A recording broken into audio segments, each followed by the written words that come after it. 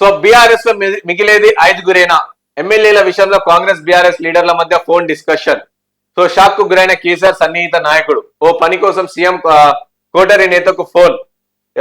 ఇరువురి మధ్య తాజా వలసలపై చర్చ. కాంగ్రెస్ లో చేరే సంఖ్యపై గులాబీ లీడర్ ఆరా. అసలు గుట్టు విప్ప చెప్పిన హస్తం నాయకుడు. గుట్టు విప్పి చెప్పిన హస్తం నాయకుడు కంగుదిన్న గులాబీ పార్టీ నేత. త్వరలోనే కాంగ్రెస్ లో 13 మంది చేరుతారని క్లారిటీ.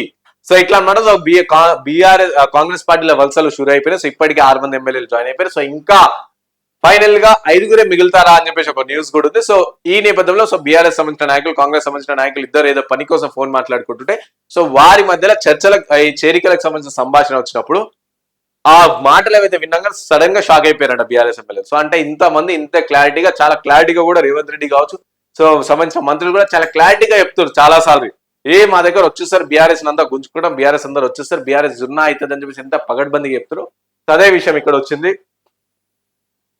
అండ్ బుజ్జగింపులు కూడా ఫెయిల్ అవుతున్నాయి. సో ఫలితం ఇవ్వని ఫామ్ హౌస్ మీటింగ్లు. పనిచేయని అధినేత భరోసా మంత్రం. 4 రోజుల కిందట ఎమ్మెల్యే కాలయాదయ భేటీ అండ్ తాజాగానే కాంగ్రెస్ లోకి.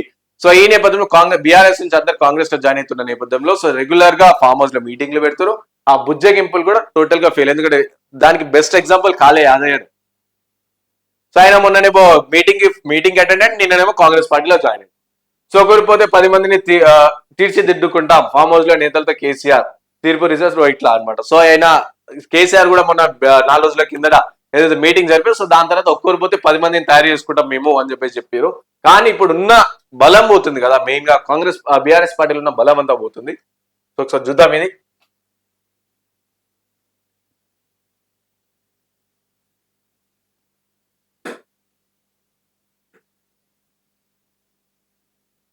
సో కాంగ్రెస్ పార్టీలో చేరికపై ఢిల్లీ రాష్ట్ర జాతీయ నేతల మధ్య చర్చలు కొనసాగుతున్నాయి. ఈ క్రమంలోనే సొంత పార్టీ ఎమ్మెల్యేలు ఎంతమంది పార్టీ మారతారోనని గులాబీ అధిష్టానంలో ఆందోళన నెలకొంది. కేసీఆర్ కు నమ్మకం ఉన్న కేశవరావు, పోచారం శ్రీనివాస్ రెడ్డి లాంటి సీనియర్ నేతలు ఇప్పటికే పార్టీ మారారు. 6 నెలల్లోనే 6 ఎమ్మెల్యేలు బీఆర్ఎస్ కు గుడ్ బై చెప్పగా ఇంకా 4.5 ఏళ్లలో ఎంతమంది పార్టీ వీడతారేమోనని గులాబీ బాస్ టెన్షన్ పట్టుకుంది. కాంగ్రెస్ లో చేరికల జోరు పెంచాలని ఏఐసిసి గ్రీన్ సిగ్నల్ ఇవ్వడంతో ఇక డోర్ కంప్లీట్ గా ఓపెన్ చేసే వలసల ప్రవాహం ఏ స్థాయిలో ఉంటుందో అని గులాబీ లీడర్లు భయపడుతున్నారు. సో నిన్న గులాబీ లీడర్ వాళ్ళిద్దరు సంభాషణ కూడా ఇక్కడ వచ్చింది. ఒకసారి అది కూడా చూద్దాం మనం. సో కౌన్సిలింగ్ బీఆర్ఎస్ సంబంధించిన నాయకులు కూడా కాంగ్రెస్ పార్టీలో జాయిన్ అవుతున్న నేపథ్యంలో సో వాళ్ళ కౌన్సిలింగ్ కూడా ఇస్తారు. ఆ కౌన్సిలింగ్ కూడా ఫెయిల్ అవుతుంది. సో ఇప్పటికే 6 బీఆర్ఎస్ ఎమ్మెల్యేలు కాంగ్రెస్ కండువా కప్పుకున్నారు. త్వరలో మరింత మంది చేరుతారని కాంగ్రెస్ లీడర్లు ఓపెన్ గానే చెబుతున్నారు. అయితే పార్టీని వీడతారని అనుమానం ఉన్న ఎమ్మెల్యేలను కేసీఆర్ స్వయంగా ఎర్రవల్లి ఫామ్ హౌస్ కు పిలిపించుకొని కౌన్సిలింగ్ ఇచ్చినా ఫలితం లేకుండా పోయింది. ఫైనల్ గా పార్టీలో నుంచి ఎంతమంది మిగులుతారనే విషయం గులాబీ లీడర్లు పరిశాన్ చేస్తుంది. కేసీఆర్ ఫ్యామిలీకి అత్యంత సన్నిహితుడైన ఉత్తర తెలంగాణకు చెందిన ఓ మాజీ ఎమ్మెల్యే ఈ విషయాన్ని వెల్లడించారు. ఆయన తన సన్నిహితులకు చెందిన ఓ పని కోసం సీఎం రేవంత్ కోటరిలోని ఓ కీలక వ్యక్తికి ఇటీవల ఫోన్ చేయగా వారిద్దరి మధ్య ఆసక్తికర సంభాషణ కూడా జరిగింది. సో ప్రస్తుతంగా రాజకీయాలపైన కూడా చర్చ చేసి అండ్ వాళ్ళు ఏం మాట్లాడారు అంటే గులాబీ లీడర్ అంటే బీఆర్ఎస్ సంబంధించిన లీడర్ ఫస్ట్ మా ఫోన్ చేసి అన్న నమస్తే బాగున్నారా, ఎక్కడున్నారు అని చెప్పేసి బీఆర్ఎస్ లీడర్ అన్నారు. సో కాంగ్రెస్ లీడర్ నమస్తే భయ్యా బాగున్నా, హైదరాబాద్ లోనే ఉన్నా. సో గులాబీ లీడర్ ఢిల్లీ నుంచి వచ్చేశారా, పొద్దున్నే వచ్చాను, అయినా నీవు నాకు కాల్ చేయడం ఏంటో, నువ్వు పెద్ద లీడర్వి, స్వయంగా నువ్వే ఫోన్ చేస్తున్నా అంటే మీ బాస్ కేసీఆర్ చేసినట్లే అనుకోవాలేమో అని చెప్పేసి కాంగ్రెస్ పార్టీ సంబంధించిన లీడర్ అన్నారు. సో ఏంటంటే ఢిల్లీ నుంచి వచ్చేసిరా అని చెప్పి బీఆర్ఎస్ లీడర్ అంటే సో నువ్వు సడన్ గా ఫోన్ చేసేది నువ్వు బీఆర్ఎస్ పార్టీలో చాలా పెద్ద లీడర్, నువ్వు నాకు ఫోన్ చేసినట్టు స్వయంగా కేసీఆర్ చేసి మీ బాస్ కేసీఆర్ ఫోన్ చేసినట్టే అనుకోవాలా అని చెప్పేసి కాంగ్రెస్ పార్టీ లీడర్ అన్నారు. సో గులాబీ లీడర్ అన్నా నేను పెద్ద లీడర్ని ఎట్లయితా, నన్ను ఓడగొట్టేందుకు మీ సారు సీఎం రేవంత్ రెడ్డి బీజేపీ నుంచి ఓ లీడర్ తీసుకొచ్చి మరీ నిలబెట్టి ఓడిస్తాడా, ఇప్పుడు ఖాళీగా ఉన్నా అన్న, ఢిల్లీలో ఏం జరుగుతుందన్న, ఎవరెవరిని మంత్రులు చేస్తున్నారు అని చెప్పేసి బీఆర్ఎస్ లీడర్ అడిగారు. సో కాంగ్రెస్ లీడర్ ఇప్పుడేం మంత్రివర్గ విస్తరణ ఉండదు, మీ ఎమ్మెల్యేలు పార్టీలో చేర్చుకోవడం పైన డిస్కషన్ నడుస్తుంది. సో డైరెక్ట్ కుల్లా చెప్పేసి ఇప్పుడేం మంత్రివర్గం లేదురా బాబు, సో మీ ఎమ్మెల్యేలను కాంగ్రెస్ పార్టీలో చేర్చుకోవడం అదే పెద్ద డిస్కషన్ గా కాంగ్రెస్ పార్టీలో నడుస్తుంది అని. సో గులాబీ లీడర్ అవునా అక్కడ ఢిల్లీలో ఎంతమంది ఉన్నారన్నా.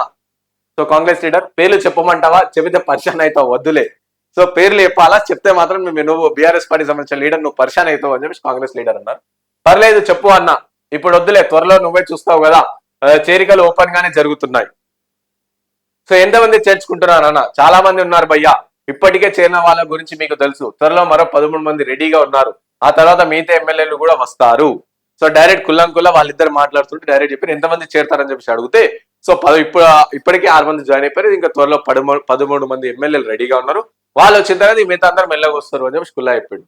సో వామో అంతమంది వస్తున్నారా, మా పార్టీ మొత్తం ఖాళీ చేస్తారా అని చెప్పేసి అడిగారు. సో మొత్తం ఖాళీ కాదులే కానీ మీ దగ్గర 5 ఎమ్మెల్యేలు మిగులుతారులే, ఇంకా ఎక్కువ అనుకుంటే ఓ 6 ఉంటారు, పార్టీలో ఉన్న ఎమ్మెల్యేల పేర్లు చెప్పమంటావా, సో మొత్తం వస్తారా అని అడిగితే లేదు ఇక మొత్తం కంప్లీట్ గా వచ్చేస్తారు, సో కేవలం 5 మిగులుతారు, అవసరమైతే ఇంకో 6 ఎవరైనా ఉంటుండొచ్చు అని చెప్పేసి అన్నారు. సో వద్దులే అన్న 5 ఎవరో నాకు తెలుసు, సో క్లారిటీ ఉంది. బీఆర్ఎస్ సంబంధించిన ఎమ్మెల్యే ఎవరైతే మాట్లాడారో సో అతనికి క్లారిటీ ఉంది. ఫైనల్ గా ఆ 5 ఎవరు మిగులుతారా అని చెప్పేసి క్లారిటీ ఉంది. ఎవరు హరీష్ రావు కూడా బీజేపీలో పోతారు అని చెప్పేసి టాక్ లో కూడా నడుస్తుంది. దాని క్లియర్ గా చెప్పాను. సరే పోనీ వస్తారు విషయం పక్కన పెడితే హరీష్ రావు, కేసీఆర్, కేటీఆర్, కవిత, ఇంకెవరైనా ఉంటే వాళ్ళ చుట్టాలు అన్నా సంతోష్ రావు. సో వీళ్ళు ఇక 5 ఉంటారు.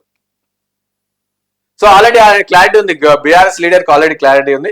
వద్దులే అన్న 5 ఎవరో నాకు కూడా తెలుసు. సో 5 కవితక్క, KCR, KTR, Santosh Rao and Harish Rao. So Congress boy, నువ్వంటే మా బాస్ రేవంత్ రెడ్డికి మంచి అభిప్రాయమే ఉంది, నువ్వంటే మా బాస్ కి మంచి అభిప్రాయం ఉంది. మెల్లగా అయినని కూడా అలా గుంజుకునే ప్రయత్నంగానే మాట్లాడిండు. సో నువ్వుంటే మా బాస్ కి మంచి అభిప్రాయం ఉంది, మా బాస్ మీద ఎన్ని విమర్శలు చేసినా ఆయన అవేం పట్టించుకోలేదు, ఎందుకంటే నీలాంటి వాళ్ళతో కదా మీ సార్ కేసీఆర్ తిట్టిస్తున్నది. సరే గానీ ఏదో పని మీద ఫోన్ చేసినట్లున్నావు చెప్పు ఆ పని అంటే, అవునన్నా మా సన్నిహితులకు పని ఉంది, ఆ పని చేసి పెట్టాను అంటే, ఓకే రేపు పార్టీ ఆఫీస్ లోనే ఉంటా, మీ వాళ్ళని అక్కడికి పంపు, తప్పకుండా హెల్ప్ చేస్తా. సో ఇట్లా అనమాట. సో ఇక్కడ చూడు ఇంకోటి, ఇది ఆల్రెడీ జాయినింగ్ ఇవన్నీ ప్రక్రియ ఓకే ఫైన్, ఇది కొంచెం పక్కన పెడదాం మనం. సో ఏంటంటే ఇక్కడ బీఆర్ఎస్ సంబంధించిన ఒక లీడర్ నా సన్నిహితునికి పని ఉందన్న చేసి పెడతావా అని చెప్పేసి కాంగ్రెస్ పార్టీ లీడర్కి అడిగింది. సో కాంగ్రెస్ పార్టీ లీడర్ ఏమైంది, సరే నేను ఆఫీస్ లోనే ఉంటా, చేసి పెడతా, రేపు మీ వాళ్ళని పంపు. సుశీల వాళ్ళే పని చేసుకుంటారు. ఏ రోజైనా ప్రజల కోసం ఏదైనా ఎమ్మెల్యే మా కాన్స్టిట్యున్సీలో ఈ ప్రజలకి ఈ ప్రాబ్లం ఉంది మీ పార్టీకి పంపిస్తా అని చెప్పేసి ఫోన్ చేసిరా అంటే మీకే తెలవాలి, ఎందుకంటే మీరు కాన్స్టిట్యున్సీలో ఉంటే చాలా సార్లు ఎమ్మెల్యే కలుస్తారు కాబట్టి, సో మీకే తెలవాలి. సో ఏ రోజైనా మీకోసం ఏదైనా ఎమ్మెల్యే ఫోన్ చేసినా, అధికార పార్టీలో ఉన్నా కావచ్చు, లేదా అధికారం లేని పార్టీ ఏ రోజైనా ఫోన్ చేసినా లేదు.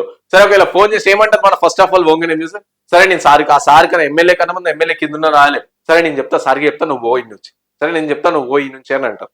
సో ఏమైతే తర్వాత ఆ ఓయి నుంచే అవుతుంది, ఇక కథ పని చేసి పెట్టరు, అది కానే కాదు. సో చూసిన వాళ్ళే వేసుకుంటారు, మధ్యలో అయ్యేది మనమే. సో ఇట్లా అన్నమాట. సో మెల్లగా ఇంకోటి సంభాషణ ఏమైంది, ఆల్రెడీ ఎంతమంది చేస్తారని క్లారిటీగా వచ్చేసింది. అండ్ ఇండైరెక్ట్ గా మెల్లగా కూడా ఆ గులాబీ లీడర్ ని కూడా నువ్వంటే మంచి అభిప్రాయం ఉంది మా బాస్ కి, నీలాంటి లీడర్లు మెల్లగా రావాలా నీలాంటి లీడర్లు మెల్లగా రావాలి అని చెప్పేసి ఈ సంభాషణ జరిగింది. సో చూడాలి ఎవరు ఆ లీడర్ కూడా త్వరలోనే తెలిసిపోతుంది. ఈ సంభాషణ ఈ మాటలు అనేవి కూడా ఎవరు కూడా తెలుస్తుంది. అండ్ 3 రోజుల్లో ఇక్కడ ప్రజలకు కేసీఆర్ దూరం అవుతారంట. సో 3 రోజులు ఏంది బాయ్, 10 సంవత్సరాల నుంచి నువ్వు దూరం ఉన్నావు ప్రజలకి. కేసీఆర్ గారు మీరు 10 సంవత్సరాల నుంచి 10 సంవత్సరాల నుంచి మీరు ప్రజలకు దూరంగానే ఉన్నారు. ఏ రోజు కూడా దగ్గర ఇక స్పెషల్ గా వార్త ఇస్తున్నందుకు అసలు ఈ స్పేస్ కూడా వేస్టే నాకు అడిగితే. సో 3 రోజులు ప్రజలకు కేసీఆర్ దూరం. ప్రజలతో ఆత్మీయ సమావేశాల్లో మాజీ సీఎం కేసీఆర్ 3 రోజులు విరామం ప్రకటించారు. శనివారం నుంచి సోమవారం వరకు దూరంగా ఉంటానని, కేసీఆర్ కు విశ్రాంతి ఇవ్వాలని పార్టీ నిర్ణయించినట్లు శుక్రవారం ప్రకటన వెలువడించింది. కేసీఆర్ తో చర్చించి నిర్ణయం తీసుకున్నట్లు సమాచారం. మరో ప్రకటన వెలువడేదాకా తదుపరి సమావేశాలు పునఃప్రారంభం అవుతాయని పార్టీ తెలిపింది. గత రెండు వారాలుగా కేసీఆర్ ప్రజలతో ఆత్మీయ సమావేశాలు నిర్వహిస్తున్నారు. 15 రోజుల్లో కేసీఆర్ దాదాపు 50,000 మంది కార్యకర్తలు, నేతలు, ప్రజలను కలిసినట్టు సమాచారం. ఎంతో ఓపికగా గంట పాటు నిలబడి తన ఆత్మ బంధువులతో కేసీఆర్ గడిపినట్లు పార్టీ వెల్లడించింది. ఏ నియోజకవర్గాల వాడి ఎప్పుడు రావాలన్న విషయాలను, తర్వాత ఆత్మీయ సమావేశాల వివరాలు త్వరలోనే ప్రకటిస్తామని చెప్పి పార్టీ ప్రకటనలో పేర్కొంది. సో చూడండి, గత 15 రోజుల్లో 50,000 మందిని కలిసిరంట. సో గత 15 రోజుల్లో మీరు ఓకే అది కలిసిరా లేదా పక్కన పెడదాం, సో ఎగ్జాక్ట్ నెంబర్ కాదు పక్కన పెడదాం. So first of all for instance కలిసిరు అని చెప్పేసి అనుకుందాం మనం. సో 15 రోజుల్లో 50,000 మందికి మీరు కలిసిరు. అదే 10 సంవత్సరాలలో ఎంతమందికి కలుస్తుండే మీరు చెప్పురి.